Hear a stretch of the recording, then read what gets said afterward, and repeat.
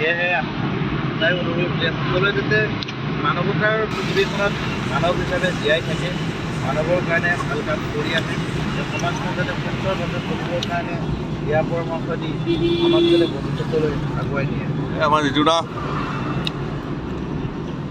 আমাৰ এই চাচা আপেল খাই আছে, জুবিন জ্যোতি, এজন হৈছে বিজয় ডেকা।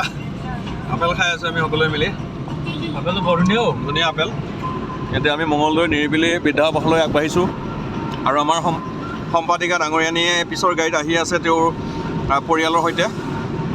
গতিকে কি সুন্দৰ পৰিৱেশ। আজি বতৰ ভাল নহয়, বতৰ বৰষুণ দি আছে, বতৰ ডাৱৰীয়া। তাৰ মাজতো আমি ছানডে বুলি আচলতে আমাৰ নিজস্ব বুলি নাই আৰু ছানডে আমি সময় পাওঁ, আমি সকলোৱে ব্যক্তিগতভাৱে নিজৰ নিজৰ কৰ্মসংস্থাপনৰ লগত জড়িত। প্ৰথমতে নিজে জীয়াই থাকিব লাগিব, তাৰ মাজতে আনকো আমি সহায় কৰোঁ সদায় যিমানখিনি পাৰোঁ আমাৰ সামৰ্থ্য অনুযায়ী ৰাইজৰ সহায় সহযোগিতাত। আপুনি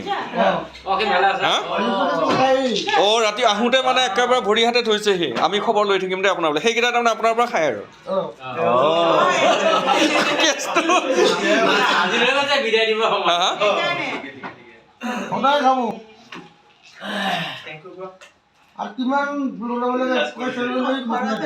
তাৰমানে এটা গণ জানে বহুত আছে তাতে গুৱাহাটীত ভিক্ষাৰীবিলাকৰ পৰা পইচা ৰাতি শুই থাকোঁতে লৈ গুচি যায়।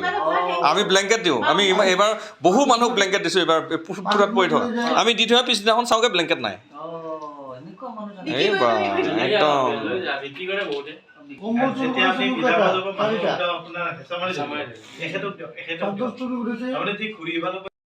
ল'ৰাৰ নামটো কোৱা নাই নহয়, ল'ৰাৰ নাম কি কওক?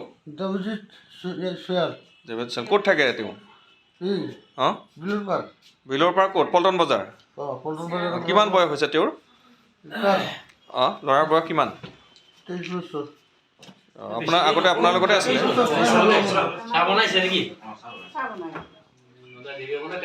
ককাক আজি আমি নিৰিবিলি বৃদ্ধাবাসলৈ আনিলোঁ। তেওঁ নতুন ঠিকনা এটা পালে, মনত যথেষ্ট ক্ষোভ আছে। আজি 4 বছৰ ধৰি গুৱাহাটীৰ ফুটপাথতে আছিলে তেওঁ, নতুন ঠিকনা এটা দিবলৈ সক্ষম হ'লোঁ। বিৰাজ দাক আমি আন্তৰিক ধন্যবাদ জনাইছোঁ।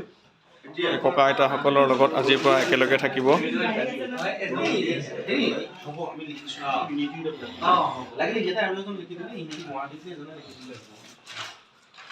বিৰাজ শৰ্মা দা, তেখেতে এই আশ্ৰমখন অতি কষ্টৰে চলাই আছে। সকলোৱে সহায় সহযোগিতা আগবঢ়াব বুলি আশা কৰিছোঁ। আমি ইউনিটি পৰিয়াল, আজিৰ পৰা তেওঁলোকৰ লগত ওতঃপ্ৰোতভাৱে আমি জড়িত হৈ থাকিম। তেওঁক অশেষ ধন্যবাদ জনাইছোঁ। এই নিৰিবিলি বৃদ্ধাবাসখন সুন্দৰভাৱে পৰিচালনা কৰি আছে, নিজৰ গাঁঠিৰ ধন খৰচ কৰি। আমাৰ ইউনিটিৰ সভাপতি আছে, সম্পাদিকা মেডাম আছে, আমাৰ তেখেতৰ মিষ্টাৰ আছে, আমাৰ টিকলি মাইনাও আছে, আমাৰ হিৰো আছে। কি নাম আছিল তোমাৰ? অঁ আমাৰ সম্পাদক ডাঙৰীয়া আছে ইউনিটি চেণ্ট্ৰেল গ্ৰুপৰ।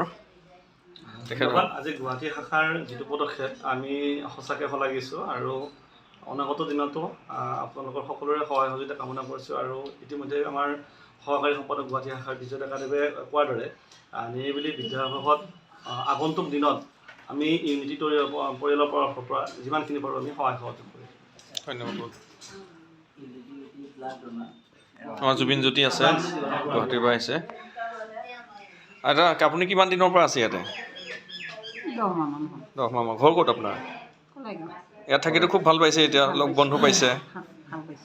আপোনাৰ নিসংগ জীৱন এটা পাৰ কৰি পেলাই ইয়াত ইমান ধুনীয়াকৈ আছে সকলোৰ লগত। সকলোৰে সুস্বাস্থ্য কামনা কৰিছোঁ, সকলোৱে ভালে কুশলে থাকক। ককা আপোনাৰ ঘৰ ক'ত? চিপাঝাৰ। আপোনাৰ ঘৰত কোন কোন আছে? কোনো নাই। আপোনালোকে লক্ষ্য কৰক, এই ককা আইতাসকলক বিৰাজ শৰ্মা দাই এটা আশ্ৰয় দিছে, নতুন ঠিকনা দিছে। তেওঁলোকক মানসিক শাৰীৰিকভাৱে সুস্থ কৰি ৰাখিবলৈ অহৰহ কাম কৰি আছে। আমাৰ অৰ্জুন, আমাৰ গুৱাহাটীৰ পৰা আনিছোঁ অৰ্জুন চয়াল ককাদেৱক। তেওঁ কিবা ক'ব? কি ক'ব আমাক? আমি যে আপোনাক আনিলোঁ ইয়ালৈকে, ভাল পাইছে নে বেয়া পাইছে? আপুনি কিমান বছৰ আছিলে গুৱাহাটী ফুটপাথত?